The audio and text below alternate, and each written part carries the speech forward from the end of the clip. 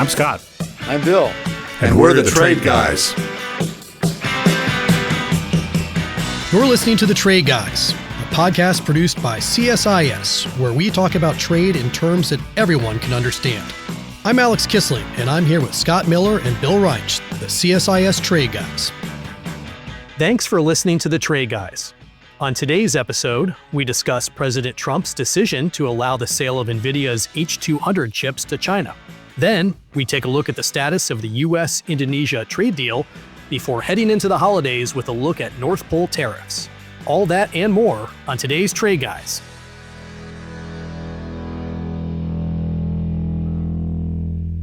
Well, Trade Guys, we've made it to our final show of 2025, and what a year it has been.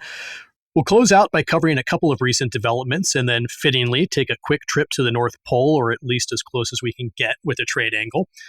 But I want to start with President Trump's decision last week to allow Nvidia to sell its powerful H200 chips to China, with the condition that 25% of the revenue from those sales go to the U.S. government. This was a major decision that has been hotly debated and has raised a lot of questions, including whether China will even allow the chips to be sold domestically, the national security implications of selling advanced AI chips to China, and then the legal question of whether it is permissible for the U.S. government to take a cut of the revenue from these sales. Bill, lots to unpack here, but first, get us up to speed on how we got to this point and the key arguments on both sides of the debate. Well, it raises a bunch of issues that have been debated for 40 years, which is basically what's the best tactic for keeping the good stuff out of the hands of the bad guys. And it also ties into Trump's basically yo-yo policy with respect to China. Some weeks we tighten, some weeks we loosen, and we can kind of go back and forth, particularly on chip controls. It's not clear what his ultimate objective is. We said and thought in the summer and early fall that he was taking a soft line to get a meeting with Xi Jinping. Well, he got one. Whether it produced anything besides a ceasefire remains to be seen. But the gossip I'm getting from people who talk to other people in the administration is that a lot of stuff that would be construed as anti-Chinese, tighter controls or other trade measures are all on hold because for the time being, the administration does not seem to want to irritate them more than they're already irritated. I'm not sure why, but things have been put on pause. Now, we'll see, getting away from not entirely export controls for a minute.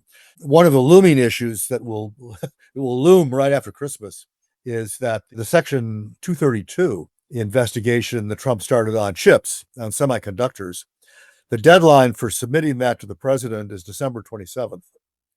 So 2 days after Christmas. Yep. The gossip is Commerce will make the deadline. It's not clear what Trump will do. I imagine Commerce will recommend tariffs.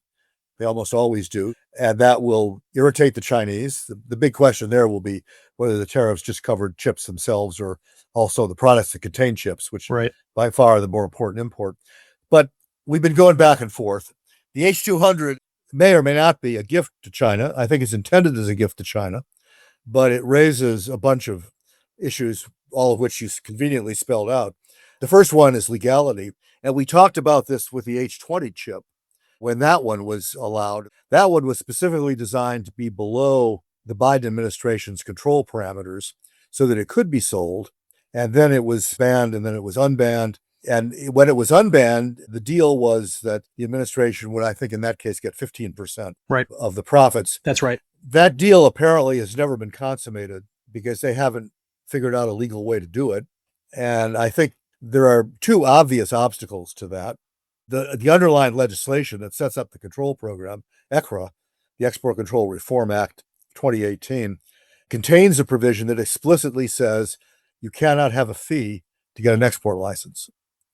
On top of that is Article 1, Section 9, Clause 5 of the Constitution, which says you can't tax exports from any state. And that last section is important because the H200s, I believe, are made in Taiwan by TSMC. Nvidia does the design. Other people do the production. So technically, you could argue that they're not an export from the U.S. Oh, that's interesting. However, because it's a U.S. company, we have jurisdiction, and they are subject to U.S. controls.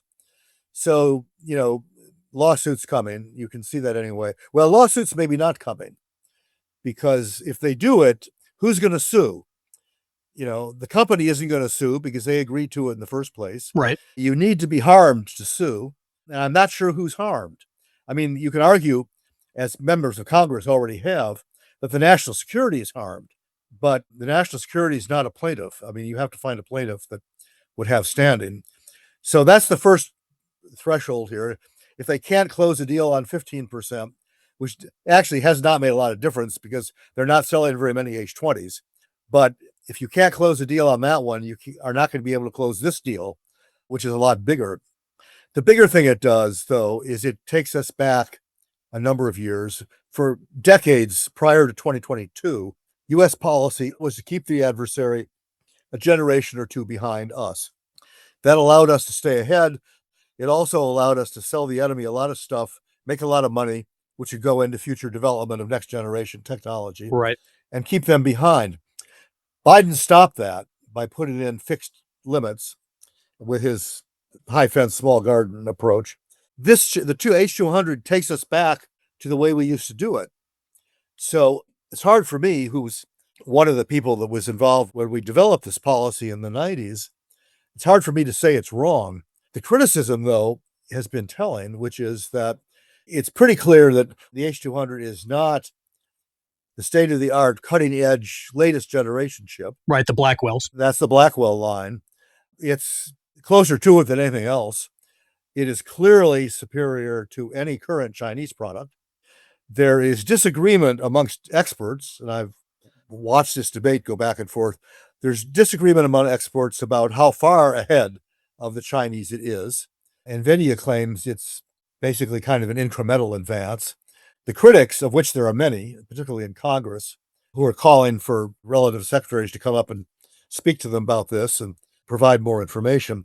The critics say that Nvidia is exaggerating the state of Chinese technology, and that the Chinese technology, and Huawei in particular, are actually much farther behind than Nvidia suggests, and that therefore giving them the H20 is a big advance for them, not a small advance, and that's a good reason why we shouldn't do it, because it will enable them... The H20 or the H200? The 200. Yeah. Because it will enable them to more quickly achieve their goal of right. independence from us, which is, I think, what everybody's agreed is their objective. And that gets to your third question, because it does pose a dilemma for the Chinese. And some people are saying this was clever of Trump to figure this out, to dump this on the Chinese to figure out what to do.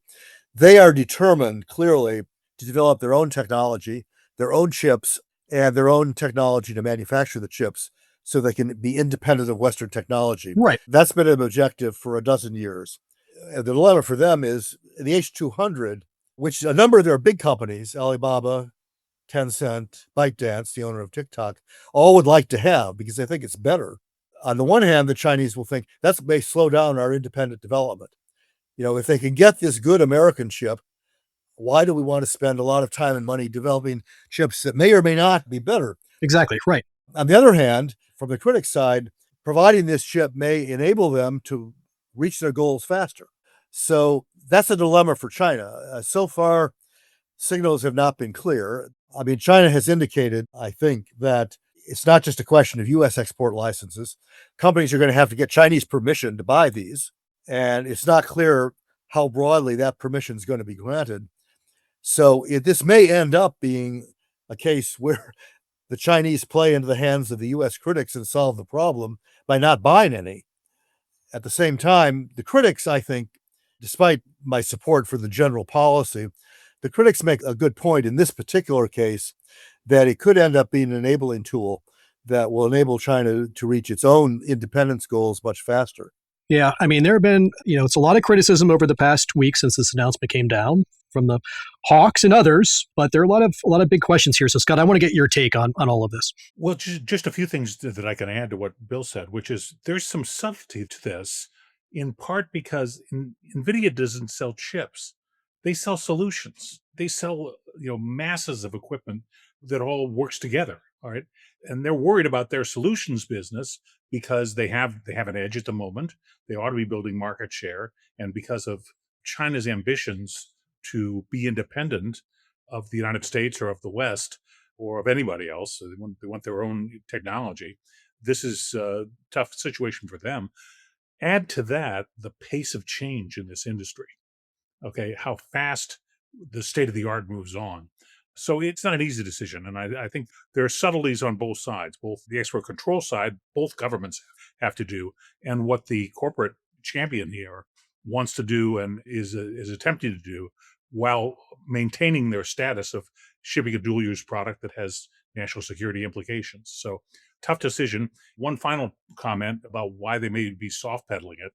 Something a friend of mine who's made a living as a coffee trader pointed out. He said, every time the US and China get together, there's another party at the table with the US. It's the 10-year treasury. And he pointed out in May and October, there was jitters in the bond market, the treasury bond market, that led to a sort of immediate sort of withdrawal of some of the harshest sanctions and a little peacemaking. And so, given the state of the economy and the importance of the bond market, they're always at the negotiating table with the United States. They may be there now, and that may be causing what Bill is sensing from his soundings around town as some dovish behavior. So I want to get your perspective on the legal question as well. How do you think that would play out, Scott? Well, I agree with Bill. There's no one who would have standing that could claim a harm. Yeah. If the company agrees to it. I think it's a little one step too cheesy for me. I think they ought to go ahead and make the export control decision and move on. I mean, I understand why. I mean, you've got a famous bond trader as the commerce secretary, and he's looking at all these subsidy dollars go out and saying, hey, why there's no return here? Yeah. And so, which he did for years at Cantor Fitzgerald. So hats off to Secretary Lutnick for at least pointing out that the government is a stakeholder that might as well be a shareholder. But the laws don't work that way. And certainly I would make the right export decision. I wouldn't underestimate the creativity of American lawyers and their ability to find somebody somewhere who can credibly claim harm. Their feelings are hurt. Yeah. You never know. Plus, this is America. Anybody can sue anybody for anything. It doesn't mean they're going to win. That's what makes us great. We've learned a lot about district judges and their opinions. So a lot of billable hours wrapped up in this. That's for sure. I think if it ended up in court, if somebody could establish standing and demonstrate that they were harmed and the suit could go forward, then it would be an interesting question. Yes. The constitutional question might be avoided because they technically don't come from here, although it is an American company. The ECRA bans a fee on licenses. I think the administration could credibly argue this is not a fee. It's a royalty. This is a royalty. Thank you.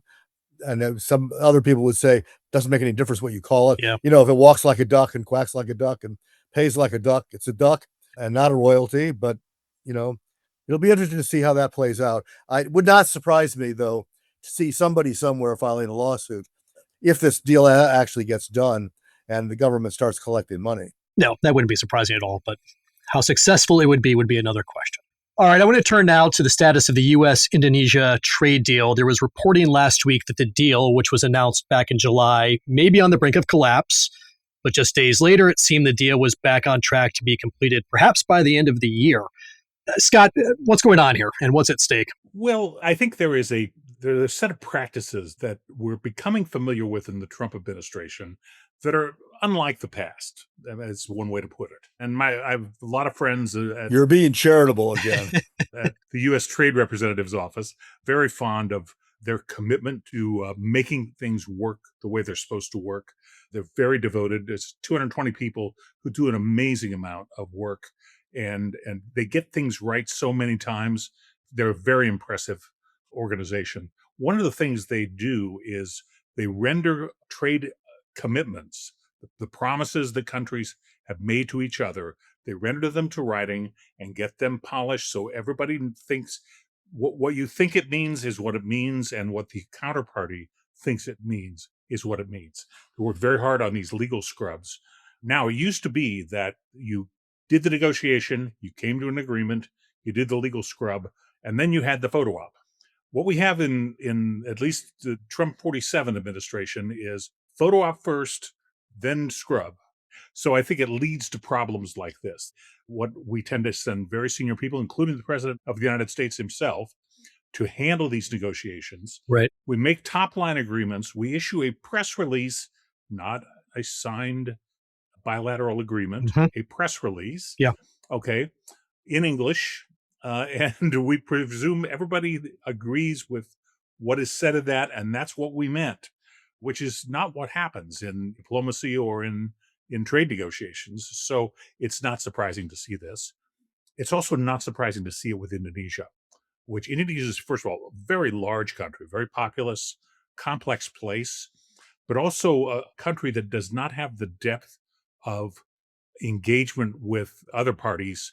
They sort of skipped the supply chain part of development in East Asia and the Pacific back when there were what we called Asian tigers, who were basically assemblers for the Japanese electronics and automotive companies. At least that's how it started.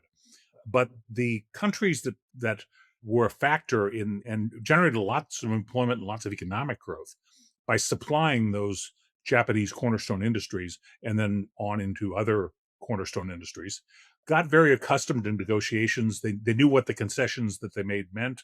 They knew how the supply chains worked.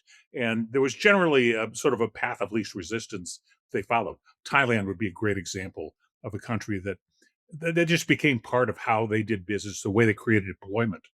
And negotiations were quite familiar. Indonesia, on the other hand, says populous and fascinating place, but less engaged in those supply networks than other ASEANs. And so, as a result, they don't have the history of negotiation. I didn't find it all that surprising that this came up. Flyby from the U.S. team, you issue a press release and you bug out. And in the meantime, somebody's left to figure out what it means. I think they'll get there, but this is politically sensitive. There are opposition parties who love to make news by criticizing the party in power for making the agreements with the great Satan and moving on. So there's lots of those dynamics that are hard to avoid when you don't nail it down. Yeah. But that's the way we're doing business here. So, Bill, what's your take? And correct me if I'm wrong here, but I think the phrase we've used a lot over the past few weeks, poison pill clauses, is a little bit of a factor here from the Indonesian side. Is that correct? Yes. I mean, Scott's got it basically right. Although I would say in general, I think what we've predicted before is coming true. The edifices here are beginning to crumble. These things are not binding, not enforceable. They tend to be press releases. As Scott's photo op comment validates what we both said before, for Trump, the squeeze is more important than the juice. Getting the photo op is what matters. What's in the paper doesn't matter. In the Indonesian case, which is a little bit more extreme than others, their government, a day after the agreement was announced, said their version of what they agreed to was not the same as Trump's version of what they agreed to. On labor, for example, the Indonesians said, well, they just asked us to adhere to our regulations, which we're already doing. They said the zero tariff commitment that Trump trumpeted was zero commitment for stuff that they don't make, which is a much more ambiguous definition of what's covered than the American definition. So this is what happens when you rush to the photo op. It doesn't surprise me. I'll get to poison pills in a second. Incidentally, the same thing is beginning to happen with the UK, which has a much closer relationship with us. The United States has complained that they're not moving fast enough to implement their provisions of the agreement. And we've tacked on an additional one. We complained that they still have their digital services tax, even though that wasn't in the agreement. In fact, we commented at the time, I think Scott and I were both surprised it wasn't in the beginning in the agreement, because it's getting rid of them has been a presidential priority. But now all of a sudden we're saying, well, they're not moving fast enough on it, when we didn't ask them to do that in the first place. But, if the UK one gets called into question, I think you can expect some of these other ones to have the same problem. And an underlying issue, less with the UK than with all of the Southeast Asian ones, and maybe some of the Latin American ones. I was looking into that this morning, but didn't come to a clear conclusion, are the poison pill provisions. At one level, these are kind of redundant, because the threat is in the poison pill, if you don't do what you commit to do, the U.S. can withdraw from the agreement. Well, they can withdraw from the agreement anyway. Sure. Particularly agreements that are non-binding and non-enforceable. There is nothing that prevents the U.S. tomorrow from withdrawing for no reason. So why is that problematic domestically for it's a lot of? problematic for them because it appears to commit them to take actions that they may in the future decide infringe on their sovereignty. The main one that's appears in a lot of these, and it's in disguise because it doesn't mention China, but basically it means if you make a deal with somebody else, i.e., somebody that we don't approve of, there's only one country that we're talking about here. Canada. I mean, there's North Korea, but nobody's concerned about that. If you make a deal with somebody we don't approve of, then that's grounds for U.S. withdrawing from this agreement, which the implication of that, of course, is then the tariffs go back up to what we said last April. That's the stick that actually has a meaning. Although, well, under Trump, who doesn't pay a lot of attention to the niceties of legalities, he could do that at any time anyway. But so they agree to not do things we don't like. They don't agree not to enter into agreements with adversaries, basically. And there's also some areas in some of these agreements where they agree to do a bunch of market opening things in areas like pharmaceuticals, for example, and agriculture, which are effectively poison pills for those economies because they're politically very controversial. And telling the Indonesians they have to buy American rice is not a popular move in Indonesia. And so those are different from country to country because the political sensitivities are different from country to country. But they're in there. And some of these agreements, the Cambodian one is a good example, says they don't have to do these things or some of these things if they are an infringement on Cambodia's sovereignty, which is phrased in such a way that it leaves it to Cambodia to decide that, and not the United States. But they don't all say it that way. Now, I know everybody's trying to head for the exits, but it sounds to me like it's time to get to work, both in Congress and at the USTR's office, to nail some of these things down. We just are creating problems that we know will happen. Well, from the beginning, the chlorinated chickens are coming home to roost. We said from the beginning, first, there were three problems. One, the stuff that they thought they agreed to, but in fact, the leaders of each country have a different version of what was agreed to. We're seeing that with Indonesia. The second one was stuff they punted and said, we'll come back and discuss this later. And so later is arriving now. And the third is where, like the UK DST, where one side or the other comes back for a second bite. So in the Indonesian case, they're coming back and saying, well, I know we said this, but we can't do that. So we need to review the agreement. In the UK case, the United States is saying, you said you were going to do this and you haven't done it yet. And this is going to be a permanent negotiation. I mean, these things are just going to go on and on and on. Portends a messy 2026, perhaps. Well, it's good news for the podcast. We can go on and on and on. There's a boatload of stuff to talk about. We won't be shy of topics, that's for sure. That's right. Well, I was going to say, speaking of heading to the exits, we have one final segment of 2025, and we're going to end on something a little lighter today. As we've seen this year, not even the most remote corners of the world have been spared from tariffs, including the North Pole, or at least Svalbard, a remote Norwegian territory that serves as the world's northernmost settlement, so close enough to the North Pole for this discussion at least. Following Liberation Day, Svalbard's exports became subject to 10% levies. And for context, as we get into this, Svalbard has a human population of 2,500, and at some points in the year, a polar bear population of 3,000. So, Bill, why in the world is Svalbard subjected to tariffs, and can we expect any impact on North Pole exports this year? Well, this is potentially a big problem for Santa. Yeah, this is going to be and I think we have to, children everywhere need to be concerned about that. I mean, there's a boatload of, well, actually a sleigh load of issues here. First of all, for those 3,000 polar bears, reindeer are dinner. And so one thing to think about is, is Santa going to be able to get the sleigh off the ground? The advice they give you, Svalbard residents give out, is if you're walking around, have a gun. Polar bear sightings can be frequent and unexpected. You're outnumbered. It reminds me of a famous, one of the famous Gary Larson Far Side cartoons.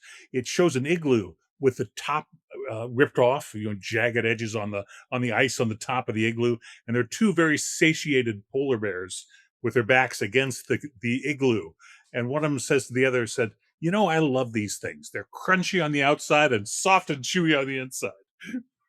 Well, the polar bear's traditional diet is seal, probably sea lion if they're any that far north. But climate change, which is melting the ice, is reducing their habitat and, among other things, forcing them to spend more time on land. And if they spend more time on land, it means they have to forage for a land-based thing. So we're back to Santa's reindeer. So that's one problem. The second problem, of course, is the 10% tariff. Now, Scott has pointed out before we started talking today that actually Santa was probably the world's biggest beneficiary of the de minimis requirement, which lets stuff less than $800 into the country tariff-free. All those little boxes, He doesn't have that anymore. you didn't care where they came from. You didn't have to fill out a form on them. Exactly. And so they just got to little Susie or little Sam. And so now we have an elf problem because Santa needs accountants. Santa needs accountants, and he needs custom brokers and freight forwarders to make sure that all the relevant duties are paid and that the accounts are all kept properly. That creates the potential of a labor shortage, an elf shortage in Svalbard, which then raises the immigration issue for Norway, which is the custodian of Svalbard. So there's a host of those unanswered questions there too. The other thing to note, just as a side factoid, is Svalbard is the northernmost settlement in the world and a pretty isolated place, but it also happens to be the place of the global seed depository. This is important. This is actually very, very important. What the nations of the world decided quite a long time ago was that in the event of some cataclysmic disaster or apocalyptic disaster, we ought to be storing seeds somewhere so that if there are survivors after the disaster, they can go take them out. We can start agriculture all over again. So there is actually a giant cave, I guess it's a cave, I've never been there, in Svalbard, in which nations of the world have been depositing seeds for years. That's right. So it actually is a critical, from a national security or global security standpoint, it actually is a critical place, which may mean that the Russians have designs on it or the Chinese have designs on it. You may have read just last week or the week before, the first large ship, commercial ship, transited the Arctic and landed at a British port coming from China. Yeah. This is also global warming, but it's a sign of things to come. That they saved 20 days off of going through the Suez Canal that way. And so you're going to see a lot more of that. And that takes them, I believe, right past Svalbard. It does. We've had a couple of teams at CSIS who've looked at this over the past year or two. It's something definitely worth exploring. Have they interviewed Santa? Yeah, but he didn't want to go on the record. Okay. Well, look, anytime that there's talk in Washington about Santa, I think back to P.J. O'Rourke, great humorist and a wonderful political commentator. He was contrasting political liberals to political conservatives by contrasting Santa Claus and God. So I dug up his quote, which is, God is a rather elderly and usually male, stern fellow, patriarchal rather than paternal, and a great believer in rules and regulations. He holds people strictly accountable for their actions. He's politically connected, socially powerful, and holds a mortgage on literally everything in the world. God's difficult. He's unsentimental. It's very hard to get into God's heavenly country club. Now, Santa Claus, that's another matter entirely. He's cute. He's non-threatening. He's always cheerful. He loves animals. He he knows who's naughty and who's been nice, but he never does anything about it. He gives everyone everything they want without a thought of a quid pro quo. In fact, Santa Claus is preferable to God in every way but one, which is there is no such thing as Santa Claus. Thank you, PJ. And Merry Christmas. And now you've just destroyed the dreams of all of our listeners under 7 years old. I cannot wait to share this segment with my 6-year-old and my 4-year-old. On Christmas Eve, instead of reading "'Twas the Night Before Christmas," I'm going to have Bill and Scott give them an update on this and wise words from PJ O'Rourke. And destroy their dream. Yes. Well, it's going to be a shattered youth. Well, Bill and Scott, we're going to leave it there. And I want to wish both of you happy holidays. And to all of our listeners, Thanks as always for listening. We hope everybody has a nice holiday break and a very happy new year. And we're going to see you back here in January 2026. And we'll tell you then what's going to happen in 2026. We'll have a forecast edition coming up soon. That's right. Stay tuned. Take care, everybody. Bye-bye.